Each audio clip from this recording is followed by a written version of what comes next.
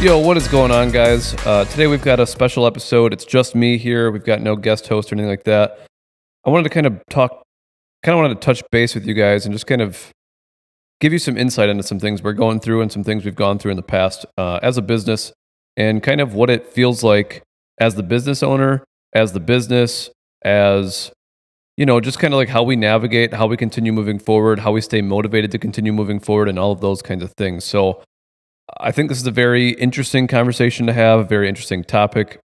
I'm excited to kind of share it with you guys, give you guys some, like I said, kind of like under the hood, under the sheets, just kind of like some good information for you guys to kind of realize and understand too. So, before we get going, my name's Colton Burt. I am 27 years old. We've got 6 gym locations, 4 real estate properties. We've got a fitness equipment moving company. If you did not know that, if this is your first time tuning in, go back and listen to episodes 1 through 4. They are all about, it's just me talking. There's no video aspect, but it's all about kind of our story and kind of how we got to where we are today from 2017 until now. And then we do have a couple recent episodes that also are with Kyle, Nolan, Gavino. There will be more as well, but it kind of gives you their point of view as well. So some of our most recent episodes, I think like episode 38 and some in the early 40s as well, those will kind of give you some interviews and kind of behind the scenes from their point of view and how they were involved in our business and how they kind of got started. So anyways, go check those out. Let us know what you think. Give us some feedback. Before we get started too, make sure you leave us reviews. Give us 5 stars or give us 4 stars, 3 stars, whatever you want to give us, 1 star. But we do ask that you share the show, that you kind of tell everybody about it. Give us your ratings, give us your feedback, turn on the subscribe button, all that kind of stuff, right? I don't need to kind of hound you guys with that, but we do appreciate every single one of you, and we're looking to kind of continue growing the show. So without further ado, the conversation I want to have today, I guess the question is, how do you navigate as a business when you lose some of your top performers? Like if somebody that is extremely important to the business leaves, how do you go about that, right? So the reason I'm talking about this is we've recently, as you may know, 2 of our main guys have gone on to further their positions, further their career, and it's all good. It's all mutual. They've made decisions to kind of step away from our business and kind of pursue something else that they want, and that's totally okay. First and foremost, I want to throw that out there. You can't assume everybody wants to do what you do. You can't just, you can't force people to stay with you. You can't, do those kinds of things, right? So it's important to know I am still friends with these 2 individuals. I am extremely grateful and happy for the time that I did get with them in my company. They helped our company grow substantially. They're a big part of my personal life and my personal brand and the business aspect. So first and foremost, throwing that out there, all is well there. So for those of you who don't know, Chase, our fitness director, is no longer with us as of mid-August. He is choosing to, he took a teaching job here in town in Watoma, and he's going to pursue, he's big into like coaching football and BFS, so he's just kind of going to go that route, and that's totally okay. What Chase and I were doing was building the personal training department aspect to our business here at Grizzly Fitness. Chase was kind of the start of that. Chase started working with us last spring, and then we kind of started rolling out this new program that we launched last fall, and he has been a tremendous help on getting this program in the right direction. I have been more hands-off with this program, so now with him leaving, the initial hole is me stepping in and taking over more of that stuff, which is okay. It's actually good for me to understand more about our new program and understanding more of the platforms that we use and the clients that we have and the coaching aspect and all these things, right? So it's good as a business owner to understand the business and understand like the ins and outs, right? So we'll start with Chase, for example. Chase leaves the business. How do we handle it, right? So first and foremost, again, I am stepping in, I am helping out, and I'm going to help be a good leader for our team. I'm going to take on more responsibility for our personal training aspect. I'm going to help coach our coaches, and I'm going to help take this program to the right direction, right? So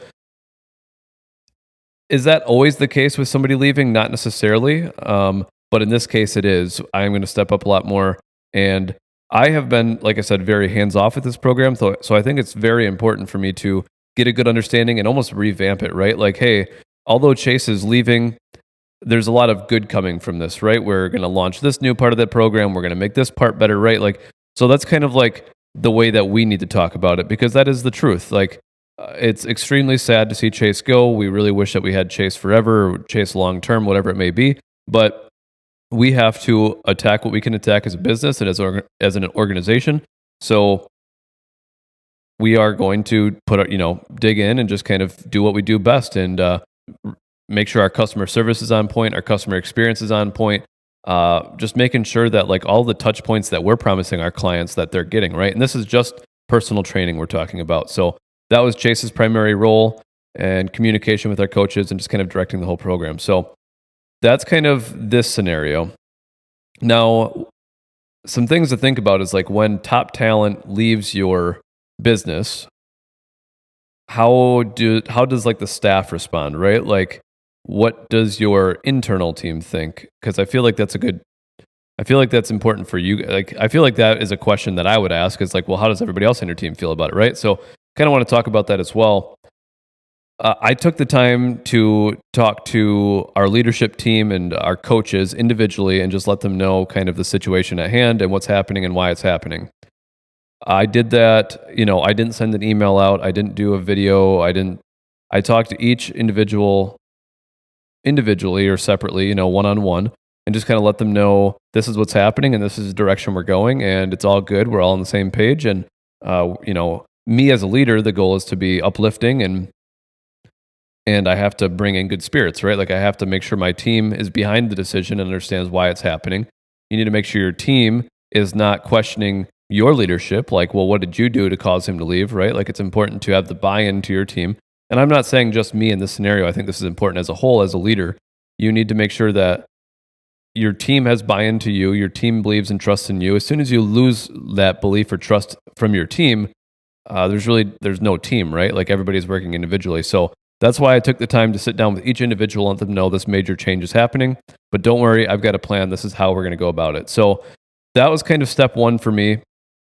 Actually, in this case, step one for me was, take a deep breath and just kind of think about it, right? Kind of like the sleep on it method.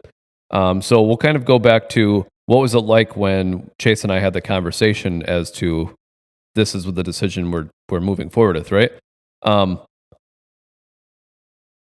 No matter what decision you make in business, I think it's important to consider, I always talk about emotions. You have to let your emotions go and you have to think logically. So the most logic thing to do is to take time with your emotions and kind of let them out within reason. Find close friends and family members you can vent to and have conversations with so you can think about it from different angles and get different perspectives. I think that's first and foremost. Do not make any irrational decisions. Don't just blow up. Don't just start pointing fingers.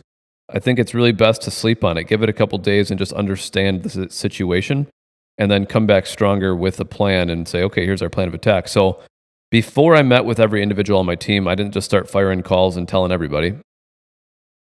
I took the weekend and just kind of said, all right, here's the situation at hand. How do we handle this? And let's move forward.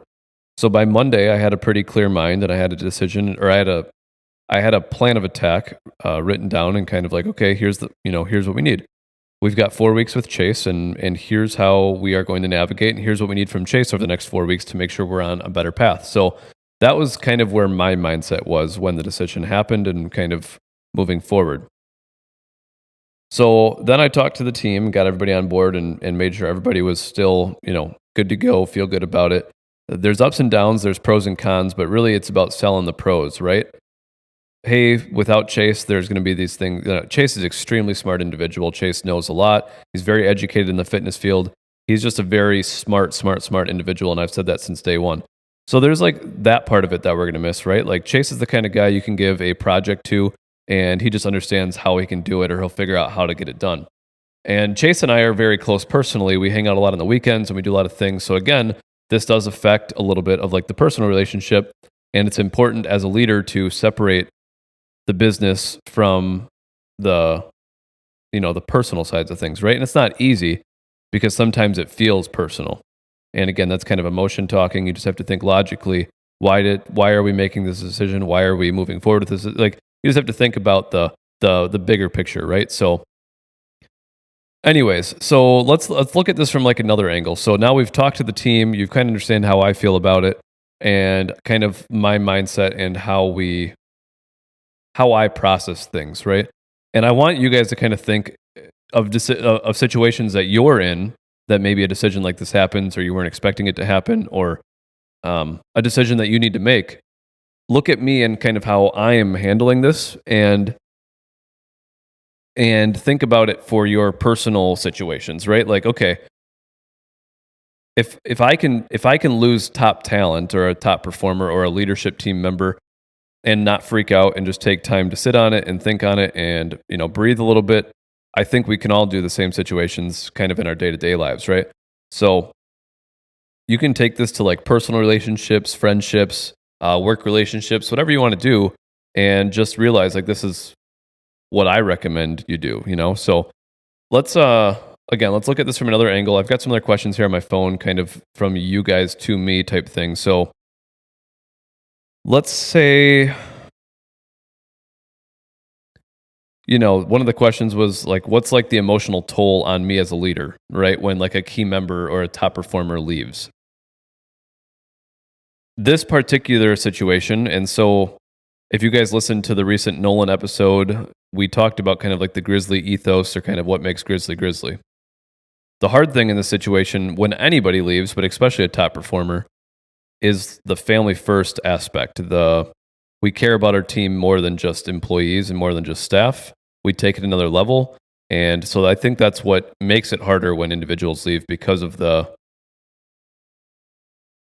friendship, the personal aspect, the closeness there. So when an individual leaves from any level, but like I said, more than a top performer or high performer, leadership team aspect, it's very hard, it's very personal, and it does take an emotional toll out of me. I mean, it's been a couple weeks and I'm still thinking about it constantly, reflecting as a leader, reflecting as a friend. What did I do wrong? How could I change the situation? How could I, how could have I gone about it differently, right? Like, those are the thoughts that are always going on in your mind, is at what point did we go wrong? Was it me? Was it you?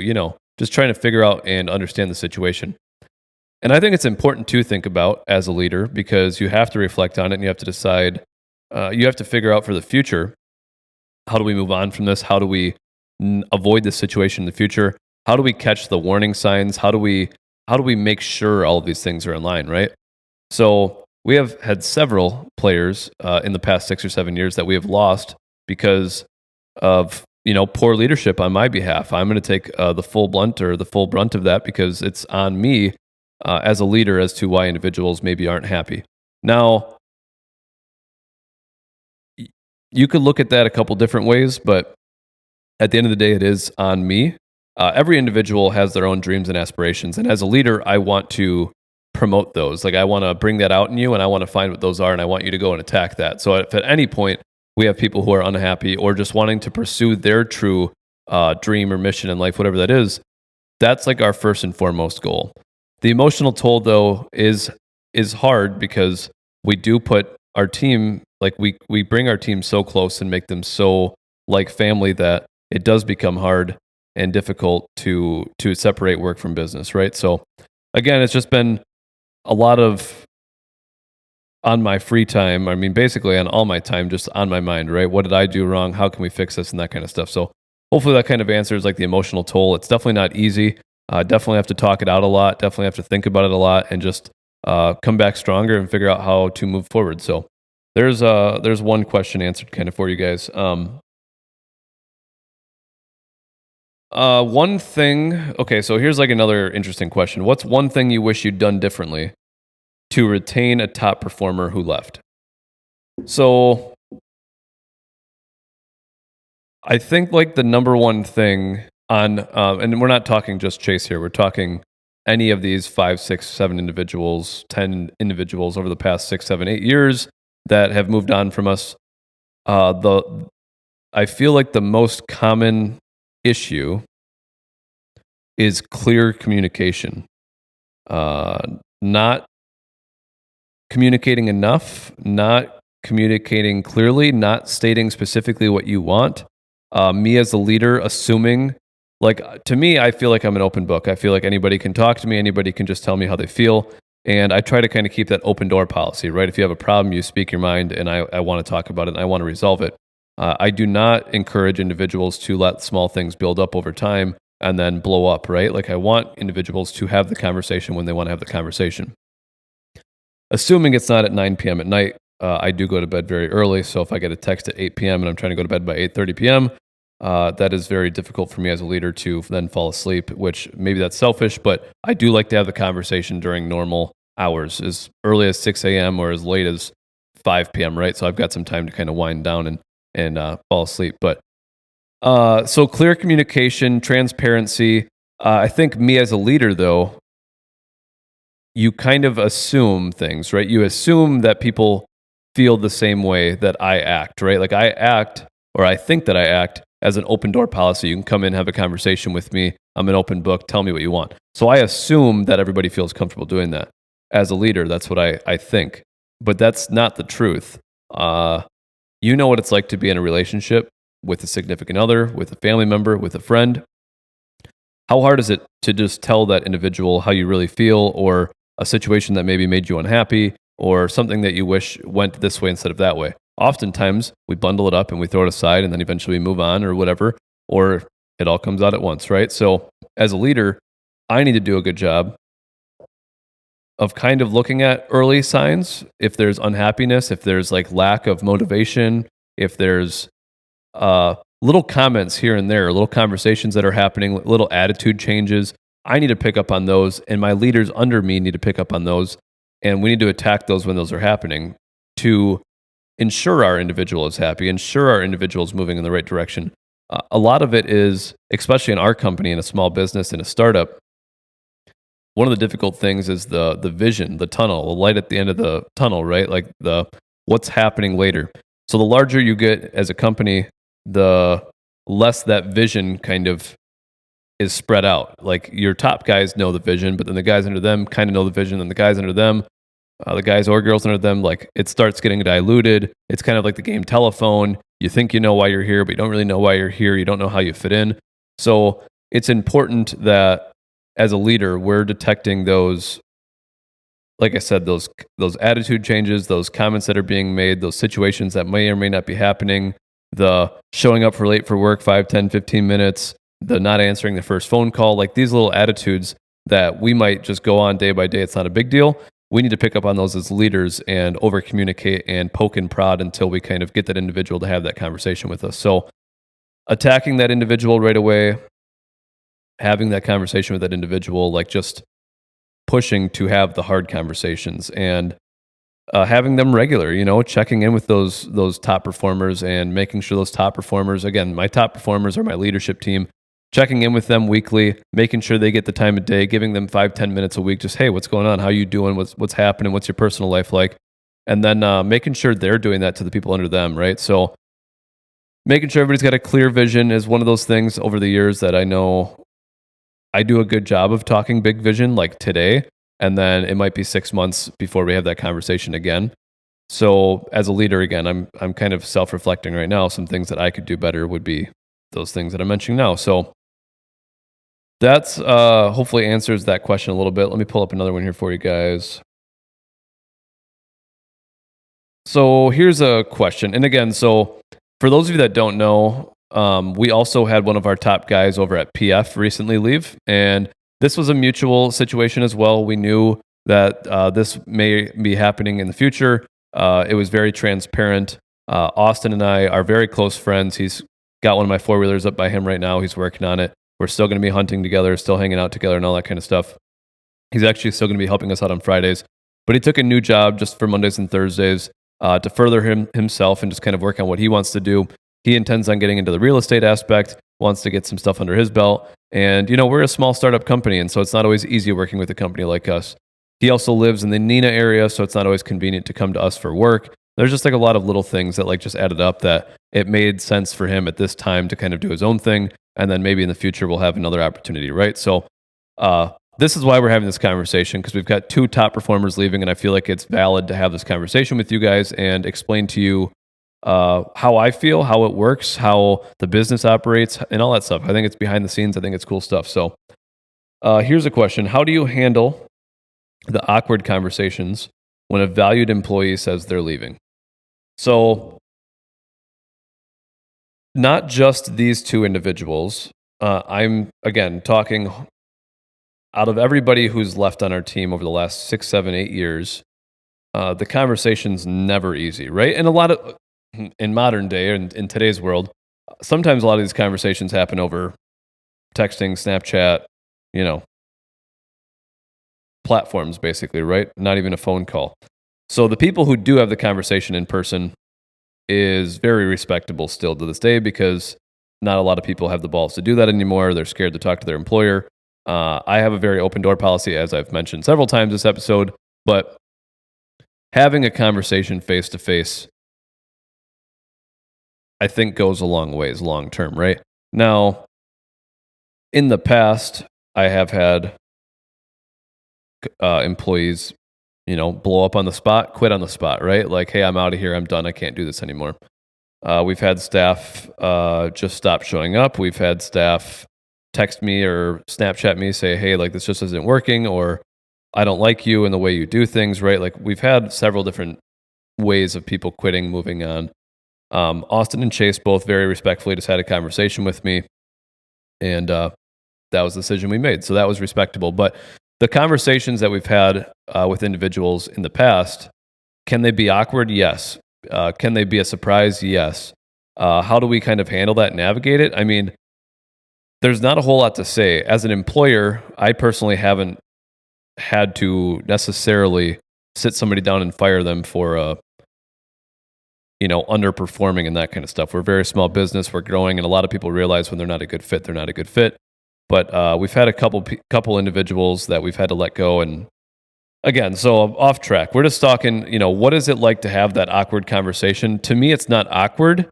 It can be a surprise, but I do very well in just having a conversation, kind of ask the questions I want to know.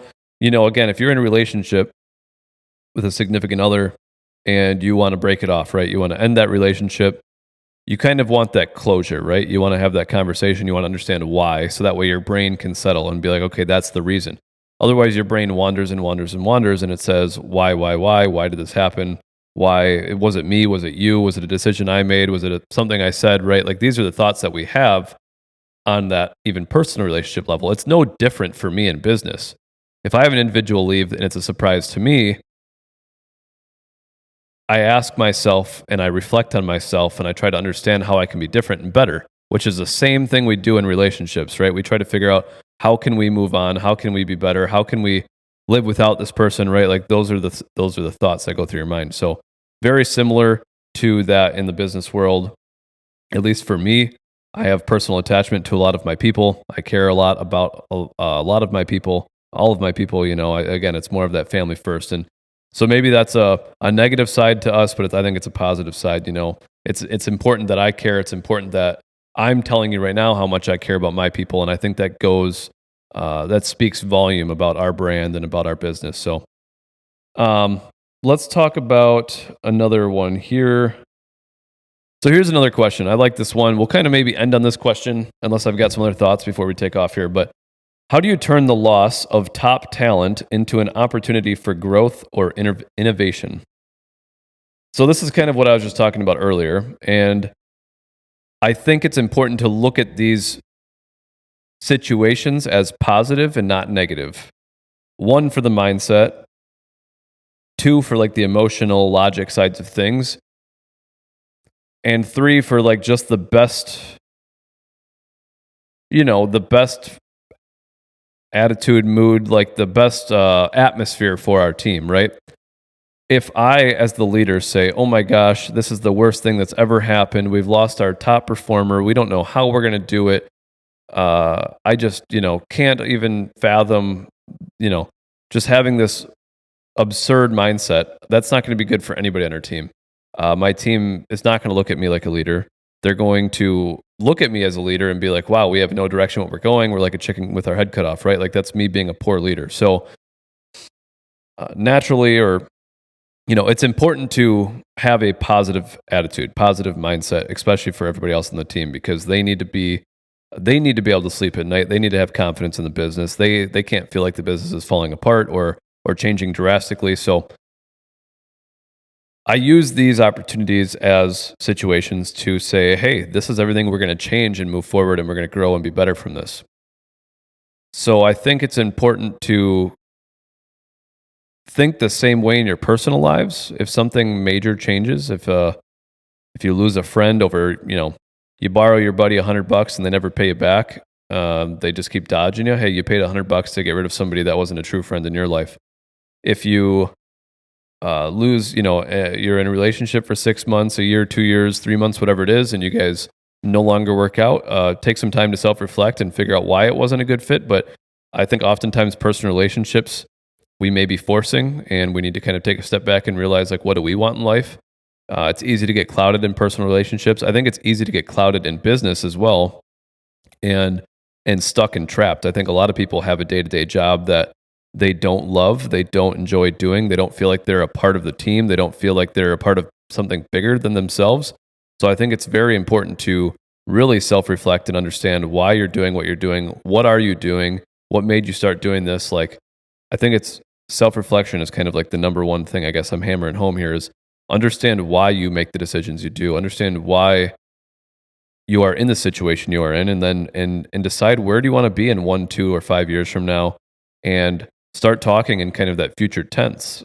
Figure out where you want to be and how you're going to get there, and make sure you're restructuring your life with that. So same thing in business. When somebody leaves that's a top performer, we take it as a plus, as a positive, and we wish them the best, and we try to keep that a mutually beneficial relationship for the both of us and keep that bridge, not burnt, right? We want to keep a good relationship with that individual.